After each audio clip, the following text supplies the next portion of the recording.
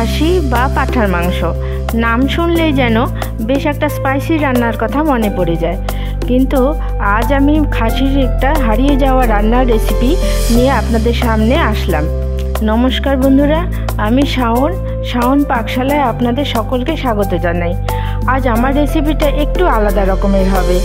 আগে যখন বিভিন্ন পুজোতে বলির প্রথা ছিল, সেই সময় মায়ের ভোগের জন্য যেরকমভাবে মাংসের ঝোল রান্না করা হতো, সেটা বর্তমানে এখন হারিয়েই গেছে। সেই রান্নাটাই আপনাদের সামনে সহজভাবে আমি তুলে ধরার চেষ্টা করলাম। ভিডিওটি স্কিপ না করে পুরো দেখার অনুরোধ রইল।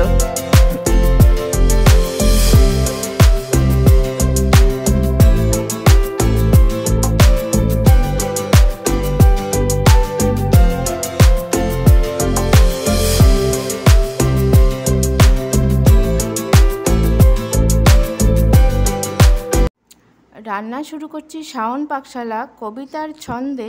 ভিডিও দেখে রান্না করুন মনের আনন্দে। নমস্কার বন্ধুরা, শাওন পাকশালাতে সবাইকে স্বাগত জানাই। আজকে আবার রান্নার একটা নতুন ভিডিও নিয়ে চলে এসেছি। আজকে আমি বানাবো পেঁয়াজ রসুন ছাড়া পাঁঠার মাংস। আমাদের আগে তো মায়ের ওখানে বলি হতো, সেই ভোগের যে মাংসটা রান্না করা হতো, এখন প্রায় সেটা লুপ্তই হয়ে গেছে। আজকে সেটাই সহজ পদ্ধতিতে আপনাদেরকে আমি করে দেখাবো। তার জন্য পাঁঠার মাংস নিয়েছি। আমি অল্পই পাঁঠার মাংস নিয়েছি আপনাদের সাথে এই রেসিপিটা শেয়ার করব বলে। আর নিয়েছি আলু কেটে নিয়েছি। আলুটা অপশনাল, আপনারা দিতেও পারেন। আমি যেহেতু পছন্দ করি তাই আমি আলুটা দিয়েছি। নিয়েছি 4-5টা চেরা কাঁচা লঙ্কা, নিয়েছি হিং, গোটা জিরে, 2টো শুকনো লঙ্কা আর ঘি নিয়েছি। এখন আমি রান্নাটা করে নেব। স্কিপ না করে আপনারা রান্নাটা পুরোটা দেখবেন। আমি সরষের তেলটা গরম করতে বসিয়ে দিয়েছি। তেলটা গরম হয়ে গেছে। আমি প্রথমে আগে আলুগুলো ভেজে নেব। আমি আলুটাকে লাল লাল করে ভেজে নিয়েছি। এখন তুলে নেব আলুটাকে। ফোড়ন করে নিচ্ছি। এখন ওই তেলের মধ্যেই দিয়ে দিচ্ছি গোটা জিরে, দিচ্ছি 2টো শুকনো লঙ্কা আর দিয়ে দিচ্ছি হিং, দিয়ে দিচ্ছি চেরা কাঁচা লঙ্কা। সুন্দর গন্ধ বেরোতে শুরু করেছে। এখন আমি দিয়ে দিচ্ছি আদা কাঁচা লঙ্কা বাটা। এটাকে লো টু মিডিয়ামে রেখে আদা কাঁচা লঙ্কাটাকে ভালো মতো কষে নেব। আদার কাঁচা গন্ধটা যতক্ষণ না যাবে গিয়ে তেলটা ছেড়ে দিচ্ছে, ততক্ষণ আমি এভাবে নাড়তে থাকবো। আদা কাঁচা লঙ্কা ভালো মতো করে কষে নিয়েছি। এখন তেল ছেড়ে গেছে। এখন এর মধ্যে আমি কিছু গুঁড়ো মশলা দিয়ে দেব। আঁচটাকে কিন্তু লোতেই রেখেছি। প্রথমে দিয়ে দিচ্ছি হলুদ গুঁড়ো 1 চামচ, দিয়ে দিচ্ছি 1/2 চামচ জিরের গুঁড়ো, দিয়ে দিচ্ছি 1 চামচ ধনের গুঁড়ো, দিয়ে দিচ্ছি ঝাল লঙ্কার গুঁড়ো। ঝাল লঙ্কার গুঁড়োটা অপশনাল। আমি তো কাঁচা লঙ্কা বাটাও দিয়েছি। আপনারা যদি ঝালটা কম খান তাহলে এই ঝাল লঙ্কার গুঁড়োটা না দিলেও চলবে। দিয়ে দিচ্ছি কাশ্মীরি লঙ্কার গুঁড়ো,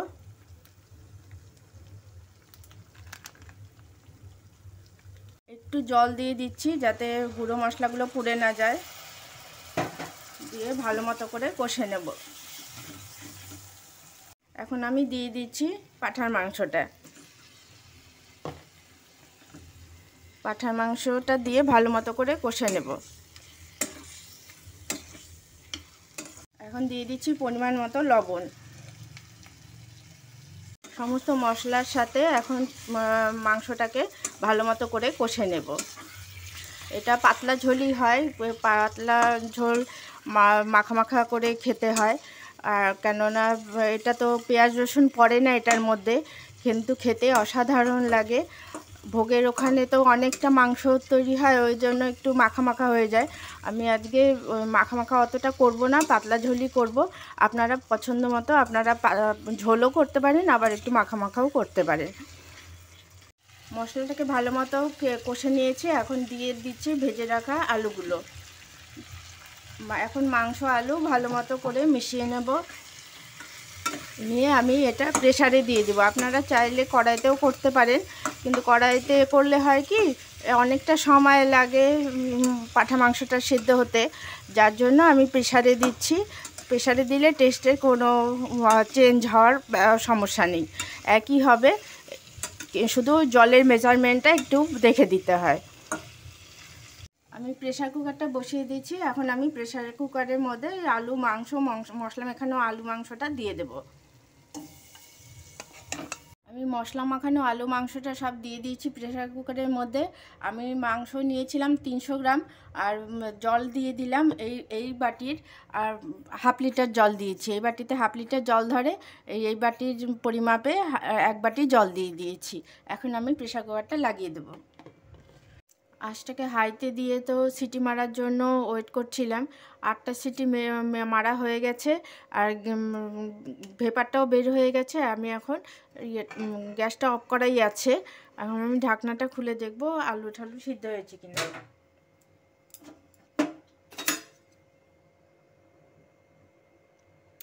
আলু ভালো মতো সিদ্ধ হয়ে গেছে,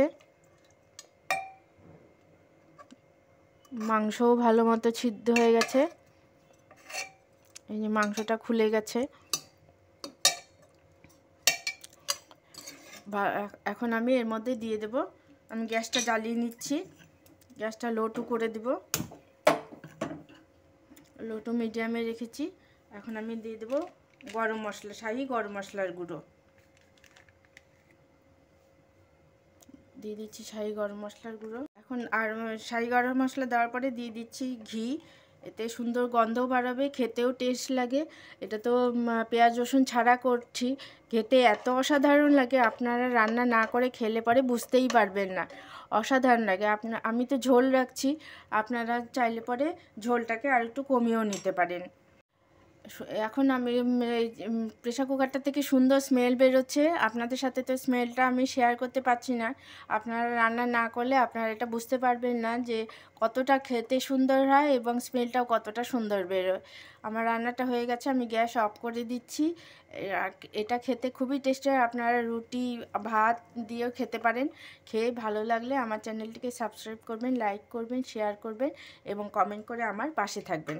এখন আমি ঢাকনাটা আবার দিয়ে দেবো, যাতে সুন্দর স্মেলটা না বের হয়ে যায়, যার জন্য আমি ঢাকনাটা দিয়ে দিলাম।